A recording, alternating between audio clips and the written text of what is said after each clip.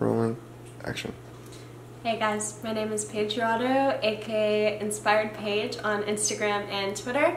Today I'm going to tell you guys how I went from 100 pounds naturally to 200 pounds a little less naturally. So I've mentioned this story on my blog, inspiredpaige.com. I've talked about it on my social media, and I thought I would give you guys a bit of the longer version. So growing up, I had a lot of mental health problems, incredibly depressed, tons of anxiety, anorexia, just because I was not raised the best.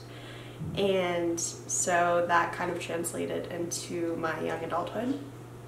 I started self-harming when I was 12 years old. Just a lot of heartbreak growing up. I had my first suicide attempt when I was 17.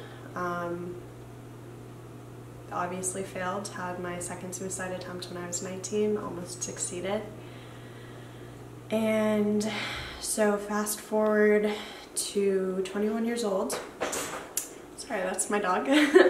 Fast forward to 21 years old, and I was still very mentally not in a good place, still incredibly depressed, and I managed to find the nightlife. I was making about $2,000 a week as a cocktail waitress and doing freelancing bartending jobs. And you can imagine, like, with my state of mind and my age, how that would be a bad combination. And so I was such an asshole. I was not a good person. I was so self-absorbed, yet still incredibly unhappy. I didn't treat my family well. I didn't treat my friends well. I was just ugly. And literally, it was like, regardless of what you believe, whether it be God or the universe, like, just like put me in my place. Like, I had been taking Adderall to stay up and work like these 12, sometimes 18-hour days, and that caught up to me, like, after a year of just drinking and taking Adderall and working, and that was it. I wasn't really eating enough, and I certainly was not sleeping. And so I had a manic episode, a drug-induced manic episode, and that caused me to, like, lights were on, nobody was home, I was trespassing on somebody's property. I don't remember any of this. This is just from what my mom told me and what the police report said. And I kind of, and I'll fast forward to this, but I like come in and out throughout these 3 months. Whew, it's hard to talk about.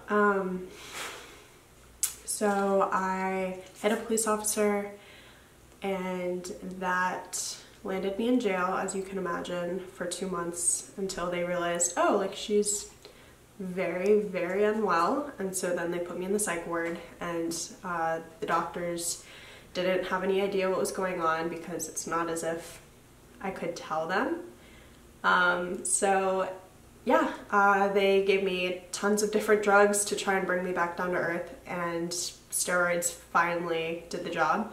So that's when I start coming back into consciousness, if you will. I start remembering things from this time of, like, I've got 2.5 months of my life missing from my memory. But when I came to, I was about 180 pounds because I had just been sleeping and eating and taking these serious tranquilizers in the psych ward. And I'd been pulling out my hair, so when I went in, I was thin, clear skin, long hair. When I came out, I had, like, ripped most of my hair out. My skin had broken out, like, huge cystic, like, hormonal acne from the medication, and I was like 90 pounds heavier. I hit 200 pounds a month out of jail because I had been emotionally eating and abusing alcohol again. And I continued to abuse alcohol as a coping mechanism until I just looked at myself in the mirror and cried and cried and cried. It got so bad to the point where I couldn't even leave my house. None of my clothes fit. I wasn't talking to anybody. I didn't recognize who I was, and that was a huge reality call, like a big wake-up call, because I had used my looks to cruise by most of my life, and it had worked for me, and that had been completely taken away. And while like that probably sounds incredibly superficial, like we live in a pretty superficial world, and it had worked for me, and that made me really take a hard look in the mirror and realize like, oh, looks are not important and they can be taken away just as anything else can. So it caused me to just wake the fuck up, and I decided I don't want to be this person anymore who just leans on alcohol and treats their family badly and who abuses their body. So I started going to the gym, which was at the time one of the most difficult things for me, and I couldn't spend more than 5 minutes there because it was so anxiety inducing and it was so terrifying. And that lasted for about a month before I could start spending like larger increments of time. And then eventually it got to the point where I had lost 20 pounds on my own. And then I applied to work at the front desk of a gym, where I ran into one of my old best friends from high school who happened to be a powerlifting coach, and or powerlifter, and then she became my coach because I needed the help, and she helped me get down from 180 pounds to about 175, at which point she introduced me to her coach, and her coach did a meal plan and became my coach, and he got me down to about 160. That was when I decided I didn't want to work in a gym environment anymore. That specific gym I was working, like starting to work 80-hour weeks. I'd gotten promoted, was the operations manager, and I was running myself into the ground. And my boyfriend of the time, Steven, he completely supported me. He helped me find spirituality, which is where I think the really big turning point for who I started to become. Like fundamentally, I stopped focusing so much on the way I looked and more so focused on like, how do I feel? How am I making other people feel? I started caring more about how I was showing up in the world, and I didn't know it at the time, but that was a pivotal point where I was like, you know what, I don't want to just do this for me anymore. Like, I'm going to put my story out there. And so I posted a transformation picture, and that was a year ago, exactly a year ago. And people started asking me questions, and I changed my Instagram from Inspired Leprechaun to Inspired Paige, and that caused me to make a blog post like 4 months later.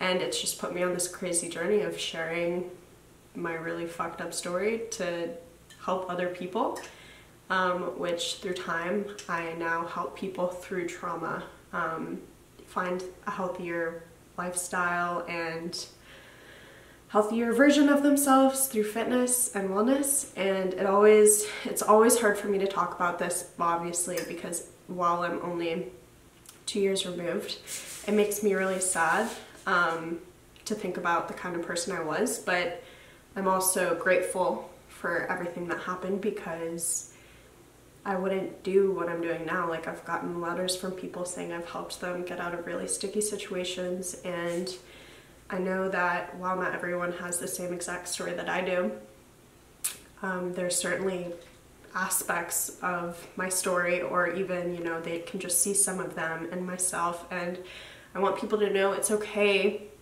that if you've been through some shit, it's okay if you're going through some shit right now. Like, there's always going to be a way out, even if you can't see it, and it's more often than not for a greater good. So this is going to be the first video of many. If there is anything you guys would like me to elaborate on, I'll be posting non-trauma stories, like non-trauma related stories on my page as well. Fitness, health, wellness, some woo-woo stuff, money mindset, and probably down the road I'll be talking about business stuff as well. So I'm really excited to go on this journey with you guys. I love you, sending you love and light. I will be talking to you guys soon. Bye.